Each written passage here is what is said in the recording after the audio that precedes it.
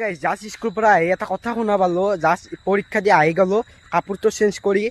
মানে গাইস আমাৰ ওচৰত আৰু জুবিন দা নাই। বহুতে বেছি কথাটো শুনি বেয়া লাগিছে, সেইকাৰণে আৰু গাইস কৈ দিলোঁ আপোনালোকক। আপোনালোকেতো গম পাইছে, বহুতে বেছি বেয়া লাগিছে গাইস। জুবিন দাৰ তাৰমানে একমাত্ৰ আমাৰ অসমৰ জনপ্ৰিয় শিল্পী আছিল জুবিন গাৰ্গ। মানে গাইস বহুত বেছি ভাল পাওঁ মই তেওঁক। জুবিন দা আমি লাভাৰ। বাকী আপোনালোকেতো জুবিন দাৰ গান শুনে, একদম গাইস বেয়া লাগিছে, একদম মোৰ বেয়া লাগিছে, ক'বলৈ মোৰ ভাষা নাই একদম। মানে গাইস জুবিন দাৰ আমাৰ মাজত নাই দিয়ক। ভিডিঅ'টো গাইস সেইকাৰণে বনাই দিলোঁ, আপোনালোকক জনালোঁ। বাকী এই আৰু এখন সৰু ভিডিঅ' এটা আছিল।